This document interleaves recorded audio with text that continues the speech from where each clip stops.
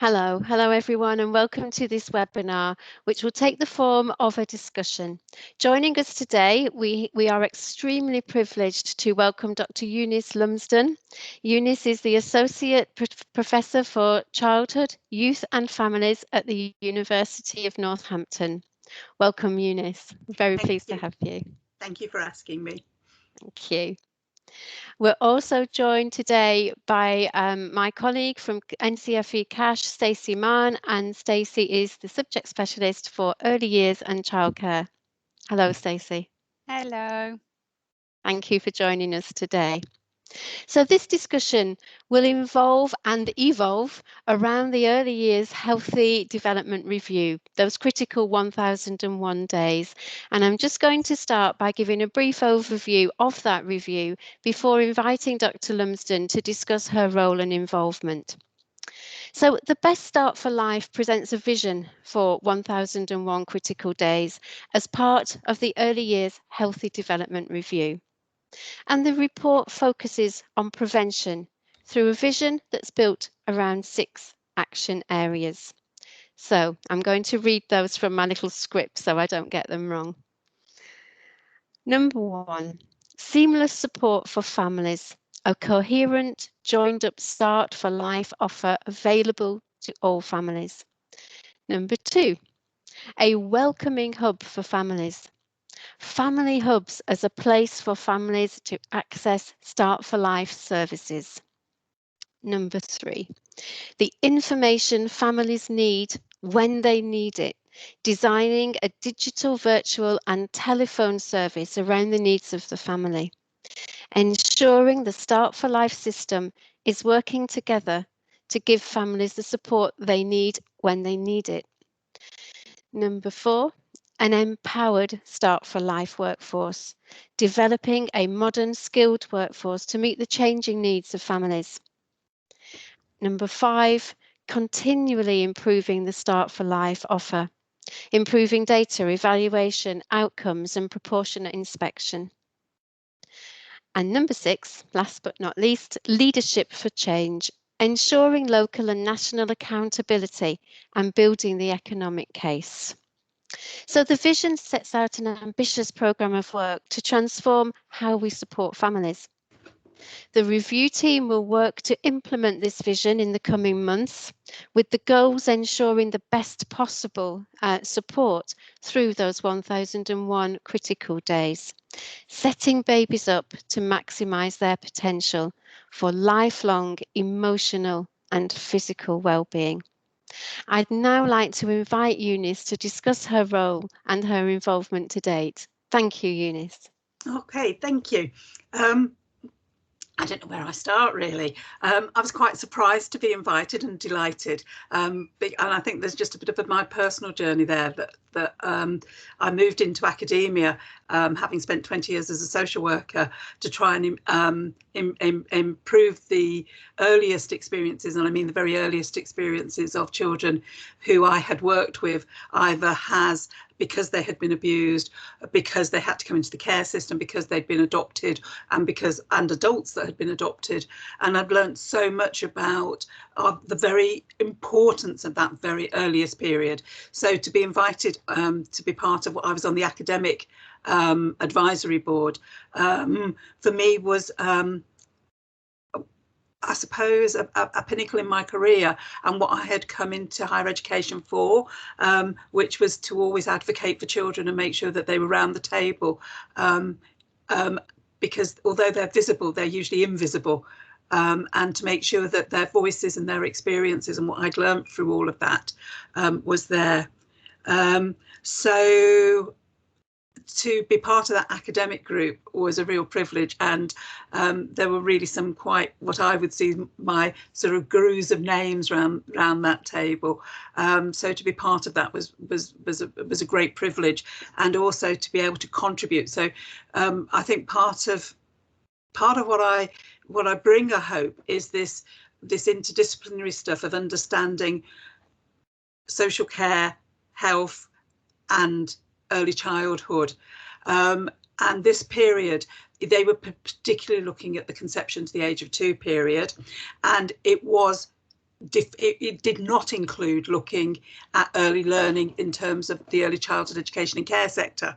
So the provision to support and enable children to thrive and to work alongside parents in being parents and working and all of those complex issues. And that wasn't involved. And so for me, you can't untangle it all.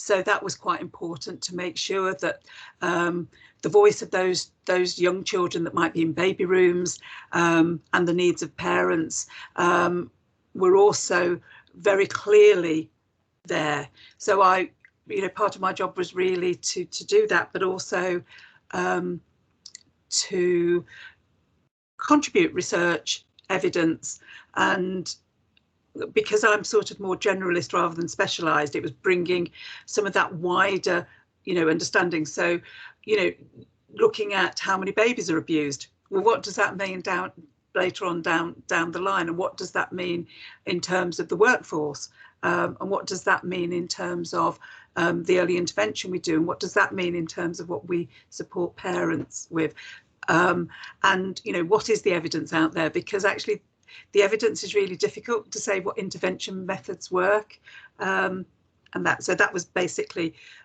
my part in that, and I was very privileged, I think, to be part of the launch and sort of present one of the first the seamless support for families, and with that comes some critique. So, people will say, well, haven't we been here before and things like that? And we've had those discussions. But for some people, this is brand new, and it's, and it is a new way. And this is different. And I think that's what was really exciting. There was nobody around the table who didn't have their mouths open at some points, that we actually had all the departments involved in this process, because children are broken up at policy level. They're not dealt with by one bit. So actually, Andrew Leadsom achieved something which was historical in bringing together a very large policy document, which was government policy from the day it was launched, that actually took account of all the different strands of the different departments and different ministers with involvement in the early childhood period, and it was and the civil servants were just superb. I learned so much from the process, in a different way to when we've worked on developing standards in early years. This was quite there was a lot of work going on, a lot of negotiations, a lot of a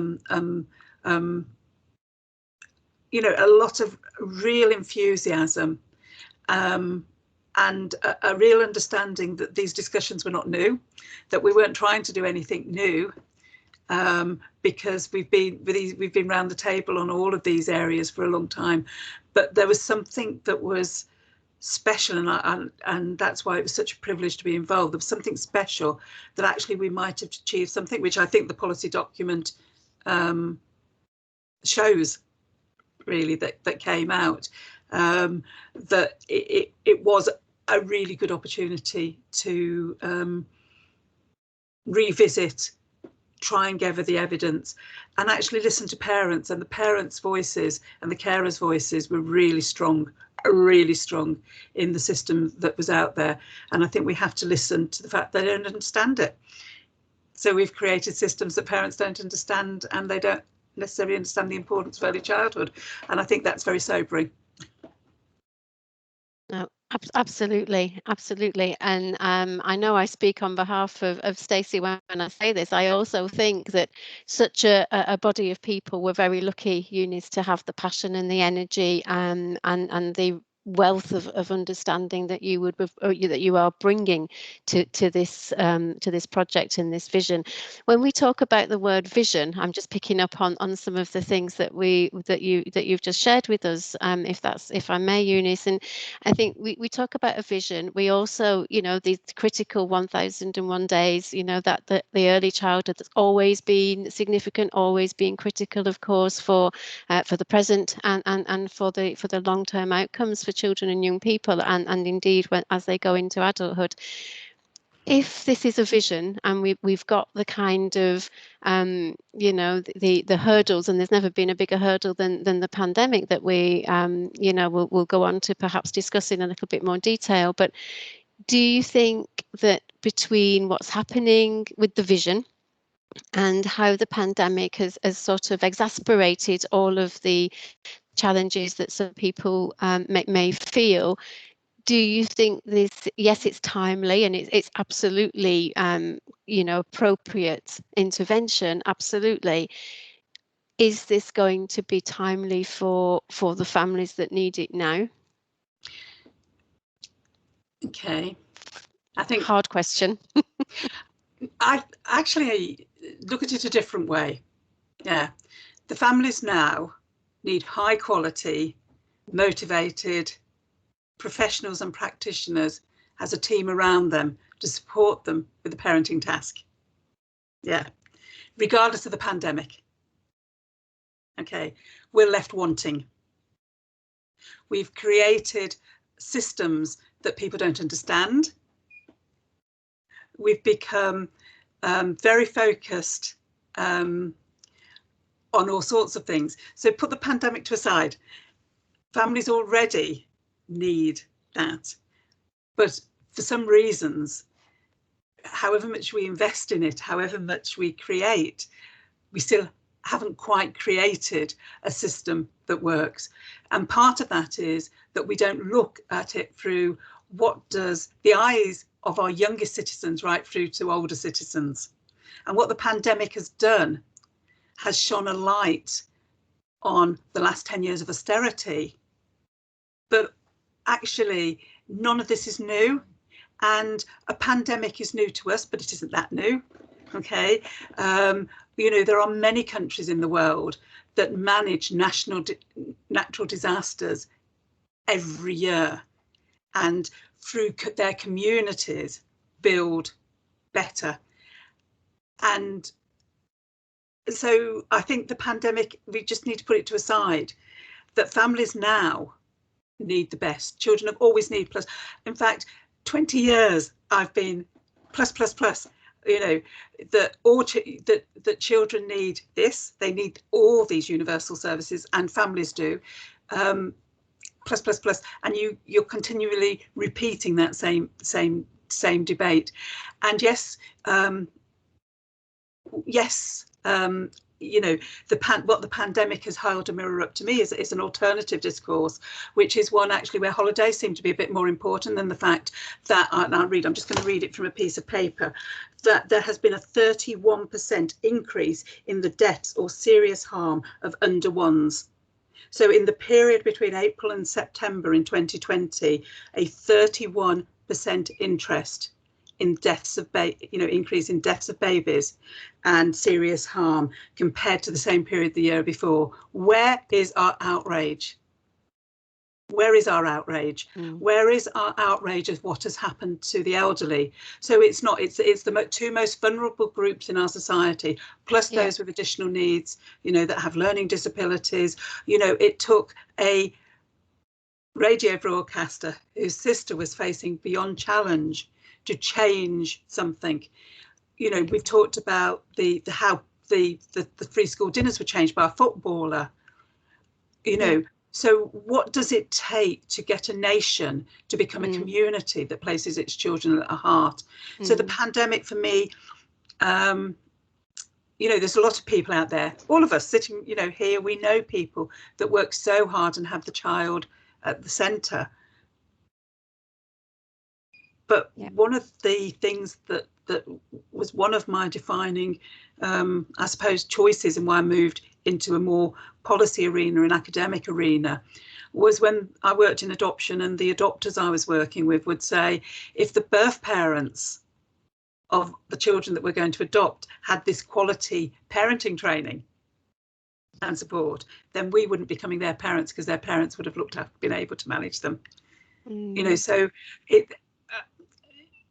I just think we need to sort of get to the core, is that when a baby is conceived, its mother, its host mother, or its mother, you know, etc., needs to be the healthiest they possibly can.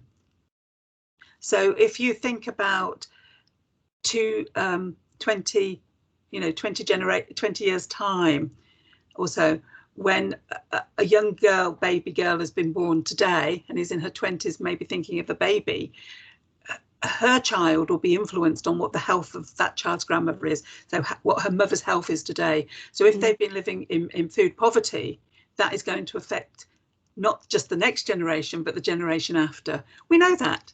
Yeah. But we still haven't got a really secure family policy, and I hope that that this might enable us to start with what that child needs. So for the baby's needs, it needs a mother, it needs somebody that cares for them, greets them into the world, though they have a strong attachment, where they have their basic needs met, and they move, and with the support around the family, which is, early years settings as well, that those early years settings are occupied with people that are facing a career, choosing a career choice, not because they've been directed to it through their previous education experiences, but that have the best practitioners and professionals working around them with the families, in order to make a difference to the current, just being a child, and the enjoyment of being a child, and then what comes next. And that is no different. The pandemic is no different to what we know, what I believe is important, that the parents or the carers are the first educators. They're the carers, they're the parent. They are the person, apart from yourself, you have the longest relationship with, whether you live with them or not. And they're the most influential. Yet we do not enable and support parents with the same knowledge that you and I have about the importance of child development. No, you're absolutely right. Sorry. I'm jumping ahead a little bit here because we've got our agenda. However, I'm just going to jump ahead a little bit here because of what you've been saying there, because obviously becoming a parent myself in the last 8 years, it's something that I've experienced. I'm sitting here today as a professional, but as a parent, I've just been through exactly what you've talked about. And because I was in my 30s when I had my first child, I had very, very little support. And even though I've got all of these qualifications in early years and I've worked with children and young children and babies since I left school, it's still very different when it's a baby in front of you that you are responsible for.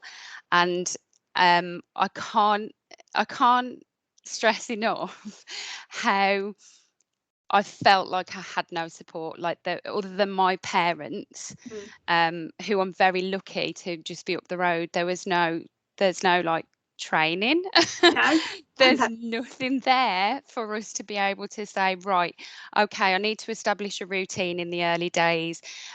Luckily, I did go against just going to the antenatal stuff and went to hypnobirthing and found out how to keep my mind healthy whilst I was pregnant.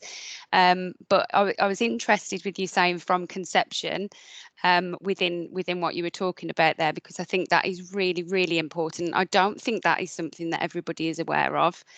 And also, the other thing that I really like about what you were talking about within your the areas of action is that you say all families. And I think that is also really important, because I think often you have to get to breaking point, which is what I found when I was in hospital.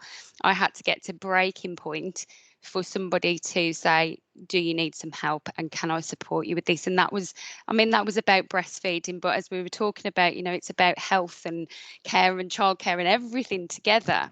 And my husband often says, thank goodness for you, because I follow your lead, because his upbringing was very, very different, and so his view of being a parent was very, very different, and he learns from me, which is a lot of pressure for me. But yeah, it's that all families that I'm really interested in your views on this, Eunice, and how you think that is going to look. Right. Well, if I have anything to do with it, it would be all families, and all families need universal services, and we need to hit some of the things on the head. So some of the things that you've already said around hypnobirth, you had to pay for that. Yeah. We have created a divide in society for mothers about those that can afford to buy because they think they need to have parenting course. So, for example, last weekend, I know somebody, which is very close to me, like my daughter, went on a breastfeeding course that was free. It was labelled as free. And then while she was there, they said, but we're offering it half price at the moment. You can now pay £29.50 and have a more advanced. Yeah. Are you with me? And she said, what do you think, Mum? I'm thinking of doing it. And I went, obviously, darling, you've got, no, I said, no, I should have said, you've got to make the right decision for you. Now, what has shown, what's happening in our society, because of, it's called neoliberalism and the policies of all of that, is that we have a marketized provision. So we have marketized right from day one. So we now have ovulation tests, you clear blue that you wave and you take at least 5 times because you don't believe the first one. So yeah, if not that more. And then you then, if you can, you use the internet and the support. I think I'm really deeply saddened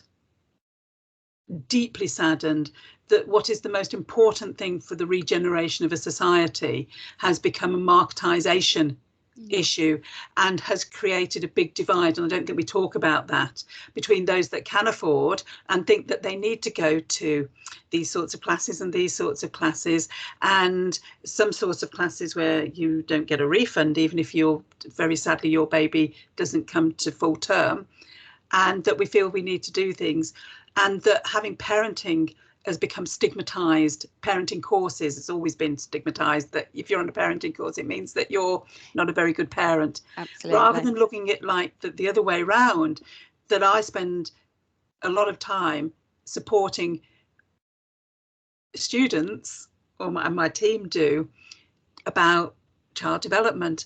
Well, maybe we need, we don't do that with parents. So for me, when I mean all parents, and I do mean all parents, then parents it needs to be normal that support is available free, and and that there isn't a postcode lottery. And that's also very much in part in this review, that there isn't a postcode lottery depending on the services that you get and where you are. And we have lots of awards. What do parents look for? There's even a marketization on how you present your information to get through awards, and people employing people to write things. Our world is a very different world. But if we just strip it all back, when somebody comes pregnant, if they are lucky enough to become pregnant and the egg is luckily enough to sort of grow and become a full-term baby, it's the most emotional journey ever. I worked in adoption for a long time, predominantly with people who had infertility, and so adoption was I would always say it was their second choice, but it was never second best, and that children do not get, people hear me say this all the time, they do not exist to fill the emotional gaps in adults' lives. And so if we want our children to thrive, then we need to enable our parents to understand child development, their crucial role in it. And I think one of the really interesting things that you picked up, you talked about, was the difference between your parenting and your husband's parenting. And we all have a model of parenting. I'm sure my children, they do have a view about my parenting. They tell me how they were the only children ever left in the library because I was always late collecting them from work, and all of those issues. But just because your journey into parenting has been really difficult, you can see me social work coming out of me, I'd be immediately saying, which I do, that the very fact that you're able to talk about and acknowledge what your parenting journey was, then you will be more aware when it shows itself in your bit, and that we can re-parent ourselves, but also not be cross at ourselves when traits of my mother comes shining shining through. Yeah. And there is a real intergenerational thing, but having what parents don't do, and what is beautiful to hear from you doing, is that you had that conversation. Oh yeah.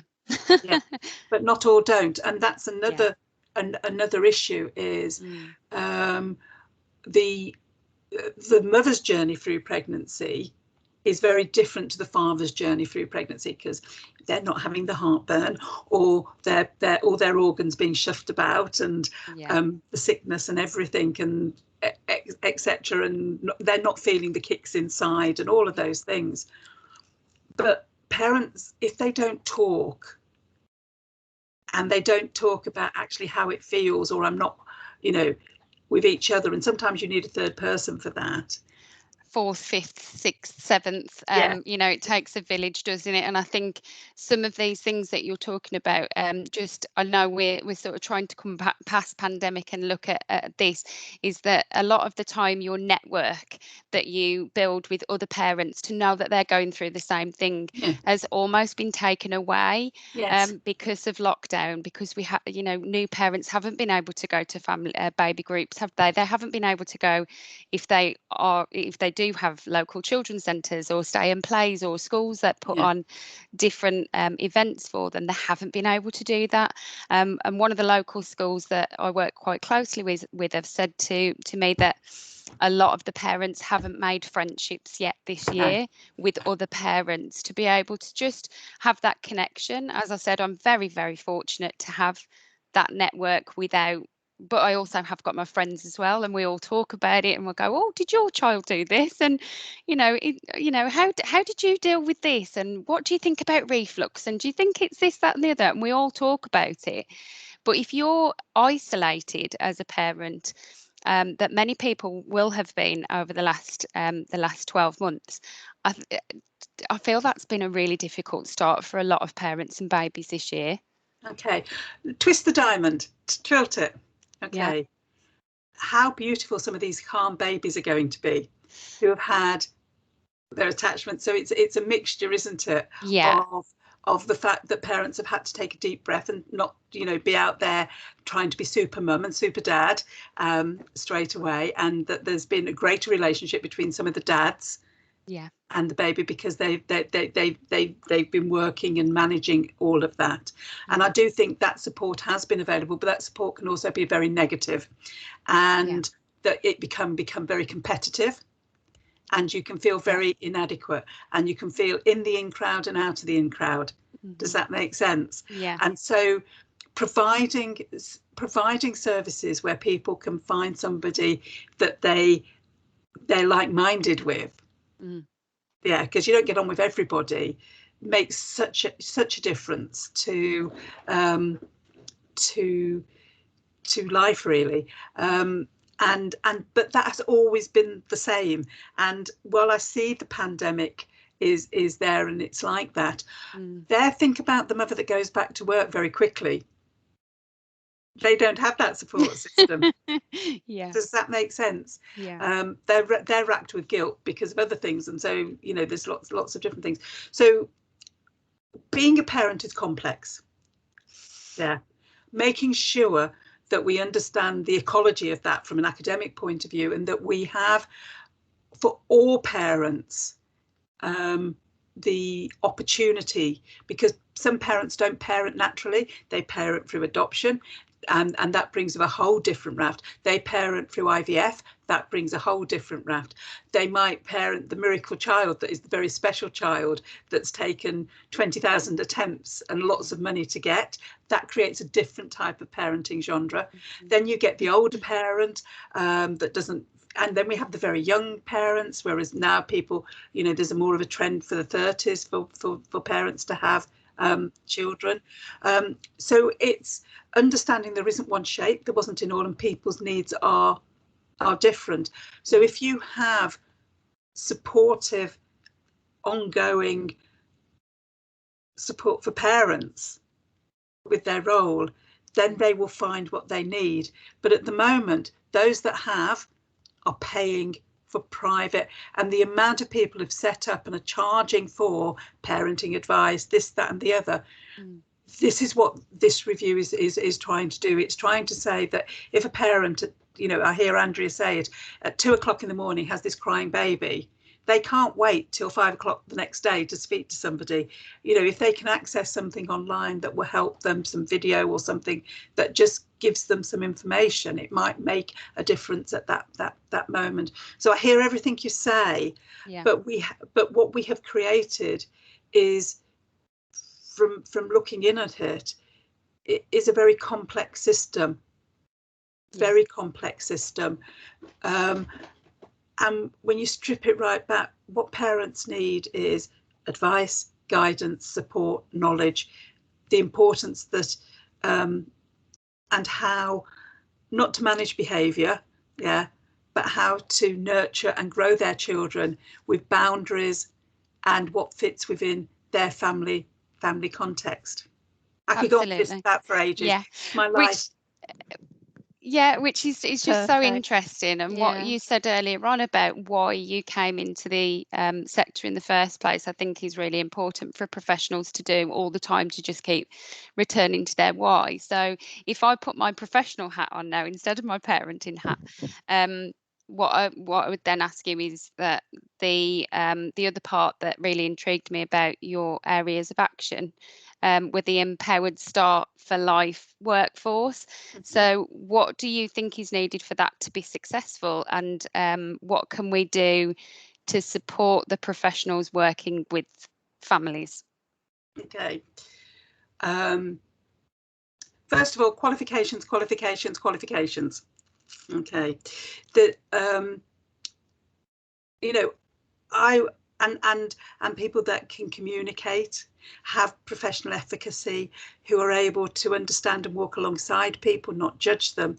So if we're developing this world-class workforce, we have to look, what does a baby and a family need? So look at it through the baby's eyes. So if you start with the baby's journey, what the parents need to start off with is a really good midwifery service, don't they? And they need a midwife that they can contact, respond to, ask questions, make sure what they're feeling is normal, that the back pain's normal, that the wind is normal, that the baby tightening is normal, if the baby hasn't kicked is normal. Yeah. And this, I'm working through the trajectory of a child that hasn't got additional bits. And some children, they need a really good, strong medical team around them, don't they? If their heart and what have you. And then if they're born premature, they need fantastic nurses that understand skin to skin contact, understand communication with the parents, that can understand how hard that is.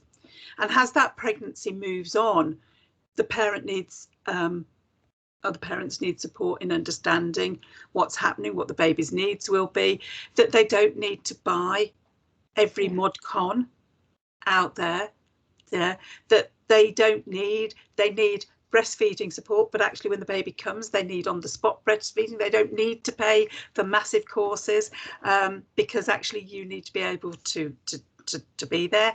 They then need a really fantastic health visiting support around them. And we know, and our health visitors know, that, you know, that we invested and then that changed, and now there's going to be reinvestment. But going back to the absolute core of what a health visitor should be, which is that family support, knowing the community, knowing where you are, knowing other mothers that they might be able to put you in touch with if you're becoming isolated and lonely. And then that we have all the in the perinatal period, all the mental health issues. So we need those that are expert in those areas, in terms of additional support for mental health and well-being. And then as we work through that, and I'm working sort of through Bronfenbrenner's ecological system here, you need amazing, if parents are going back to work, you need amazing line managers who understand that predominantly for women, their career should still go on, and what's their career trajectory going to be, and that you need amazing support. Now, I have to say that when I first came into this job, I was really quite taken aback, and this is controversial, that some of my wider colleagues said, well, that might be all right for those parents to use that, but this is not quite right for me. So actually, how many educationalists use nurseries, or do they go for home care and nannies? And we do not value home care. and childminders in the way that we should. Okay, how many parents know where what are the questions to ask when they're in a setting? What are they looking for? And it's very subjective because different parents expect different things. What is the difference between, you know, a childminder within the home and the home environment? That isn't right for some parents. And what do parents always say? Oh, my child needs that socialization, etc., etc. Let's look at the child development books. What do children need? They need love, nurture, care, feeding. They need to be able to feel safe, to move away from their primary caregiver. Yeah, and they don't need one key worker. What happens if that key worker's sick? They need several, you know, a good attachment figures around them. And I think that we've forgotten some of those basics. Yeah. And if you look at it like that, for me, that's what the workforce is. And then I think my lovely early childhood graduate competencies, my early childhood students, which are different, they are interdisciplinary. They're much more akin, some of those programs, to social pedagogues that we have in Europe, who have a different relationship with, you know, the pedagogy is the pedagogy of the family. Yeah, and who can work alongside families. So a new probably professional or a paraprofessional that is able to work alongside the health professionals and the social care and the social workers, advising and working alongside parents on playing with your children.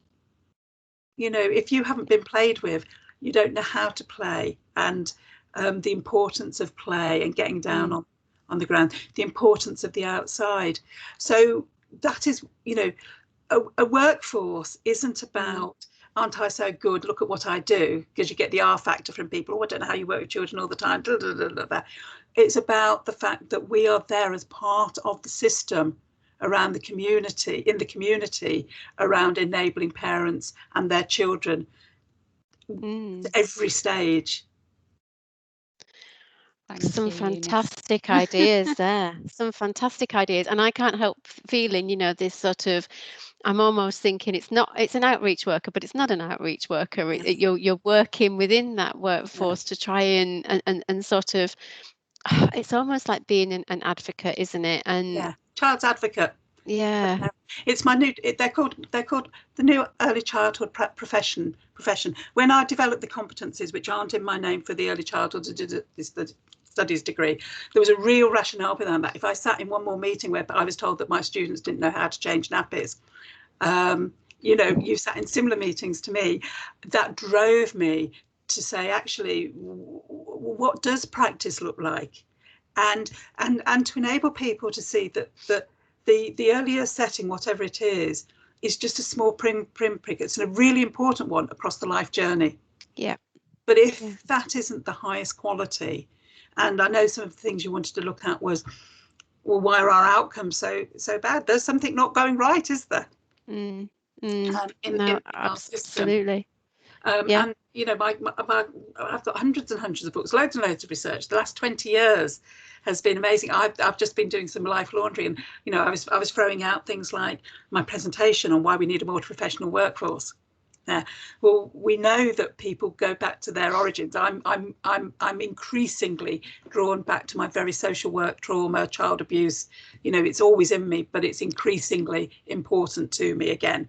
But a true interdisciplinary worker that understands holistic approach to early childhood, is something that we need in the world and locally. So it's not just about early learning. It's somebody, and it's not a health visitor, because they won't have all that health knowledge, but they'll know to direct. But they have this real understanding of holistic child development. You know, that is different to if you're working in an early years setting. It's a much more broader knowledge that you can work alongside parents in a different way and know when to refer on to different professions, much more akin to the pedagogue in Europe, who has a different relationship with families and develops a trusting relationship in order to support with these areas. And then So the review is about this all workforce. So we've got, that's the next phase. What does that look like if you have got limited money? And I think the apprenticeships offer a really good opportunity to develop more expertise in specific areas. So infant mental health and that critical 1001 days, you know, lends themselves to a more technical qualification, which has the theory, but is where you apply that theory. You know, you could already have a degree in early childhood. In the same way that I did as a social worker, I generically trained, and then I became a specialist in working with families, in working in child abuse, and then working in adoption. You know, jack of all trade, I would say. But that background, that 20 years of being absolutely embedded in that, has really helped me over the next 20 years of my career, because I know what it's like to remove a child because the parenting isn't good enough, and I know what it's like to place a child with a family hoping that the parenting is going to be good enough. Because I've made that assessment. That sounds very but fundamentally we need to know who our origins are. So if we invest in families right from the start, then I think we make a difference. And we have to take policy out, we have to take politics out of it. And think about, as a nation, what do we want for our children and families? Oh, I could go on forever. Thank you. Sorry. Absolutely. No, brilliant. And it's so inspiring, Eunice, to listen to you and to share in some of the experiences and the thoughts that you have. And I think where obviously Stacey and myself are very much involved now from a qualification development opportunities, you know, what can we do from this side of things? And we absolutely need to be thinking of that advocacy and that sort of wider role that the early years professional services really ought to sort of embrace and do good with all of the information and knowledge that we now know, you know. And it's about making sure, well, you know, how do we share that, and how do we make sure that we're able to empower and just share that information with as many people as we can. I do have a question that came from Claire Montague, who sadly can't be with us today, but she did leave us with a question, and it does go back to the pandemic, but she was really thinking about existing health inequalities and the, you know, what you might think, or what we might think through discussion, what the potential long-term effects of this could be with the increased demand to try and tackle underpinning issues in social policy over time. Now, I know, you know, we've talked about forgetting the politics, but actually the policy and how we need to be challenging that. We've talked about that. Do you think those health inequalities, let's face it, have always existed? You know, if you were doing research many years ago, right from the beginning of time, perhaps you know, there is that sort of you can and you can't, and it's accessible or it's not, or whatever. So health inequalities amongst our communities it exists, and that's one thing that obviously this vision will tackle in terms of that early childhood side of things, and hopefully investment for the future therefore. But do you think the inequalities that have sort of been exacerbated from COVID-19, which was Claire's question, will have a long-term impact? How do you see the health review perhaps trying to tackle that, bringing it into context? Okay, I think this is such a tricky area, because yes, it has always existed. Health inequalities have.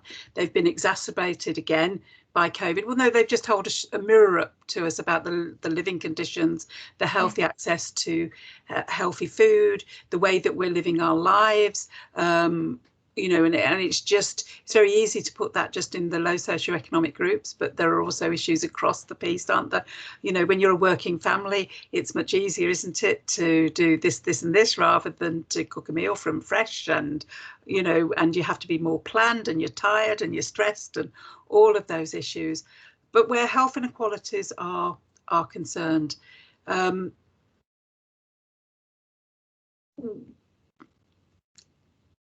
this review will be coming on stream for the future, but we can't wait for that. Does that make sense? That we need to be taking Absolutely. action now to be addressing those issues. And it's complex because for me, it's very interbound by trauma. And when I mean trauma, that's not just about wearing a face mask. This is about abuse. This is about living in domestic violence. This is about all of those areas which create a traumatic experience. So adverse childhood experiences, which is the sort of broad term that is in common usage now, but, you know, is no different to how it's always been. Yeah. But we just know a lot more about it. We know that they have an impact across the life course. Yeah. And they do. So if I don't often show, well, I do a little bit more now than I did before, but if a little bit of my private, which I always feel is part of the room, but should never come into the room when you're working with families. They've got theirs. But I was born in the 60s. Well, no, 1959. So, but grew up in the 60s. I was mixed parentage, or whatever term people try to call to me. I'm having a really interesting debates about how do we say mixed race, or well, actually, for me, there's only ever been one race, the human race, and all of those things. But I can see as a woman now at 61, gosh, I hate it, you know, in this chapter of my life, when I reflect over my life course, I can see how just personally I've always struggled with my weight, but that goes right back to my early childhood, and this is in my family, so this is really quite a personal thing. But my mother came from Sri Lanka, or Ceylon then, to this country because she married my dad when he was in the RAF, and then she overfed us. Because the Asian way is to show wealth and what have you through food and feeding people. But she did that so that people who were judging us because we lived in racism, growing up in Birmingham in the 60s, probably much different now, but we were the first family, one of the first families growing up in Birmingham with a white father and an Asian mother. Yeah. And we were different because my mum was Sri Lankan, she wasn't in, and all of that. Yeah. And my mum overfed us so that people couldn't say she was a bad mother. Yeah. Wow. Okay. Yeah. The social pressures. Goodness me. So I'm sharing that because I want to show that what if we support families right from the start, and have these tricky conversations and understand, right from the start. I'm always telling people, always ask. The first time you meet somebody, the first time you're going to meet a parent that's going to come, or a carer that's sending your child to your setting, always ask them, why did you name your child the name you did? Cuts across everything. Yeah, that's lovely, actually. It's not complex. You find out about rich cultural traditions. You find out whether they like Kylie Minogue and there's all sorts of things, and it opens up the conversations in a different way. And the reason I'm showing the sort of the obesity is always high on the agenda, and we know, but as people get older, it becomes your responsibility, doesn't it, to maintain yourself, but you're actually fighting things that happened in early childhood. Yeah. Absolutely. Does that make sense? Absolutely. It does, and it links back to what we were talking about earlier as well, Eunice, because my husband's Indian. So when I talk about our backgrounds being so different, I'm talking culturally. Both of us grew up with different religions, and then different parenting, and the fact that actually all of his siblings have had arranged marriages and he didn't. So that we're constantly having that communication, but as you said earlier, it's about talking about it, isn't it? And that's what we absolutely have done, and said, we'll take some of your traditions and things, and some from there, and then we'll bring it together to do what's best for our children. So that's really interesting. So, but I would say to you there, that's very much but look how much rich information you've shared that you never thought you were going to share today. Because I shared what about the name, because of the cultural bits. Now absolutely. That opens up questions in a different way. We the families that we're working with don't need to know about us. They don't. That's our private. We use our personalities in our work, but our private remains at home because we're in a professional job.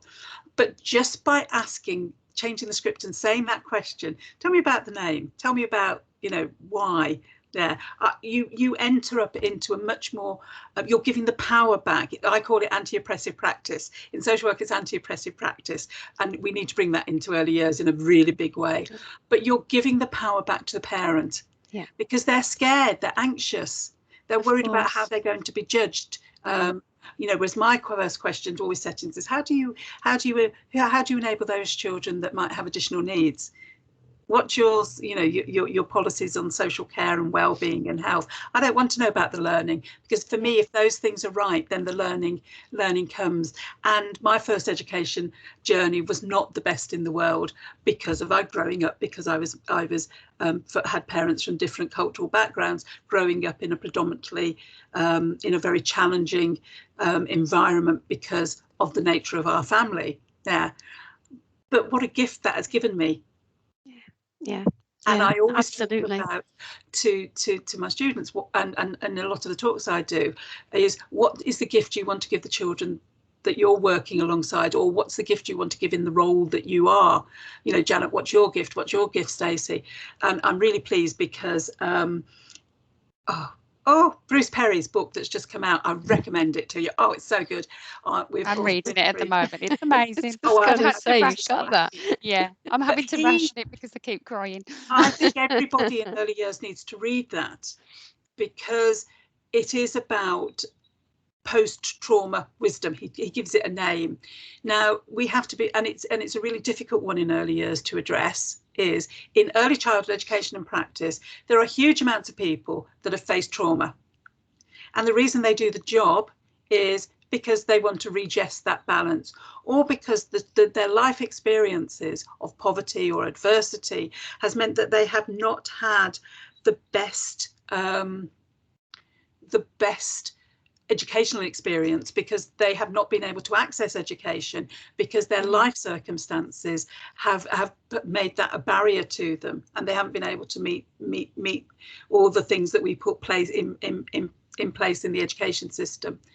And that lasts, and that then they're directed to, we know the old hair or care debate, but some people actually it's really affirming, because they're able to work somewhere which fills them up and makes them like pots of gold. But what a lovely expression. I use that all the time. It's about how we make people feel pots of gold. How do we make people feel special? You know, because it's really, really, you know, it's so important. And that's, you know, that stems from my background of not being quite white enough or Asian enough, or, you know, and I can imagine, Stacey, those are discussions that you have. It's fascinating. Anyway, that's for another thing. But that's why, you know, your health inequalities, if you go back to that core, it's complex. There is nothing either. But while you have poverty, you will have health inequalities.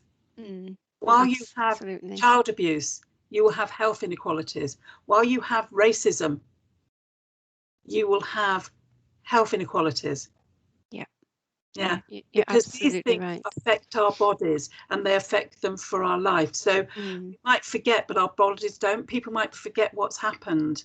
And remember, in early years, we have to get away with, and I call it the R factor. And this special bit that I'm the one responsible for child protection. You know, that in some settings there's a real esteem at sort of a bit voyeuristic about being in that role. It is all our responsibilities to give all children the best, and you do not need to know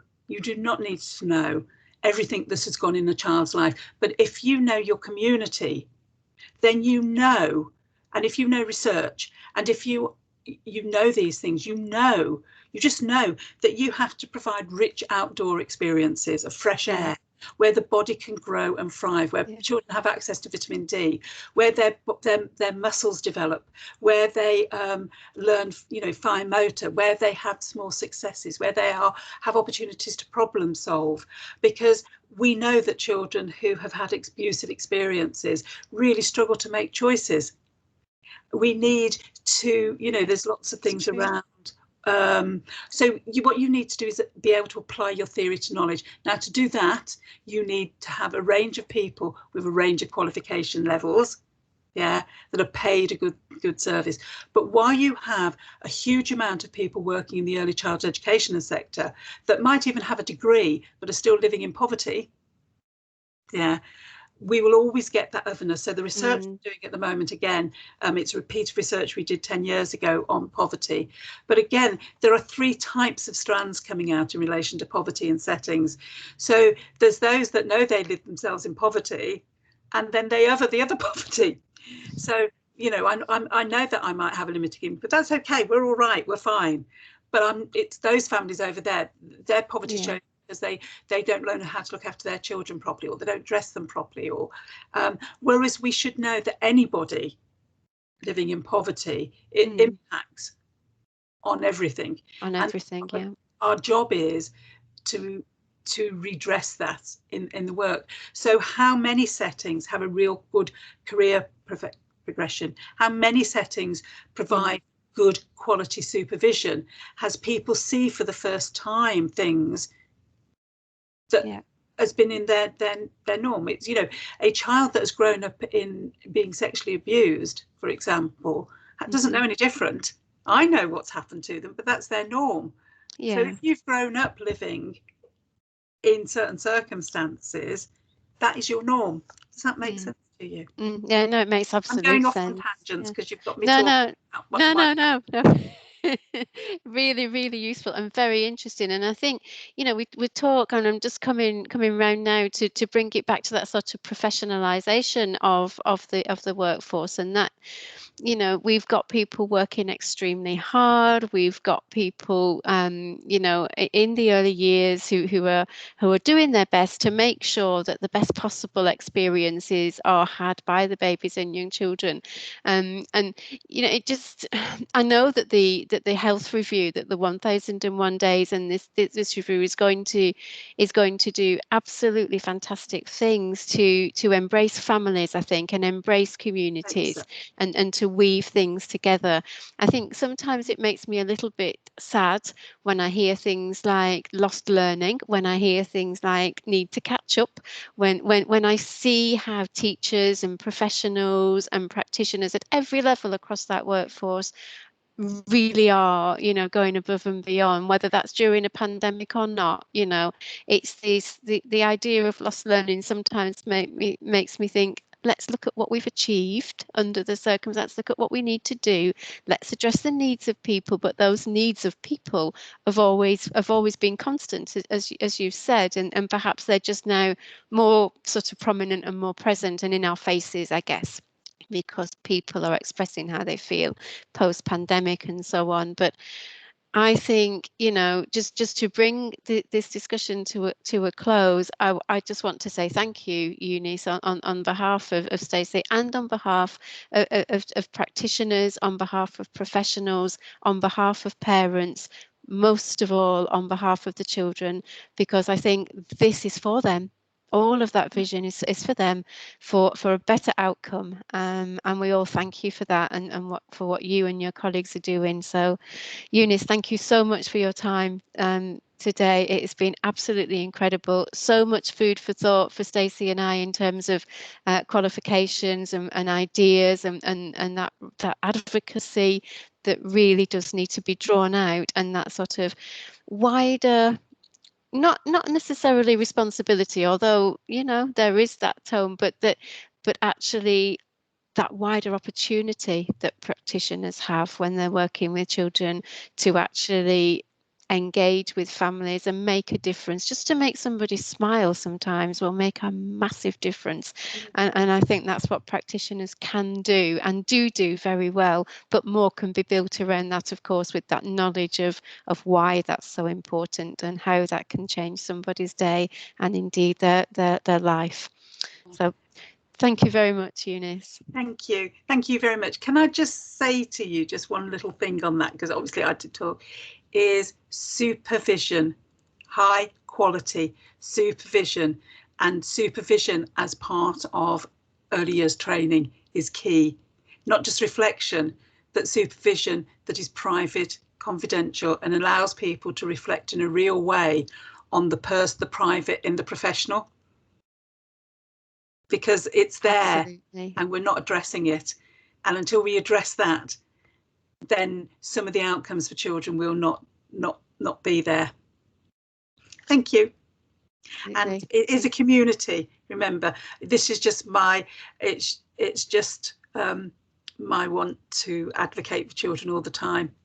But we all bring something to it, and we can't do it unless we're all together. Absolutely, we've got a lot to reflect on from your discussions, Eunice, regardless whether you're working in the early years workforce, whether you're listening to this webinar as a student, whether you're listening to this webinar as a parent. We are all involved, aren't we, in the lives and experiences of our children within our communities. Yeah. Wonderful. Thank you so much. Thank you. Thank you. We stop recording.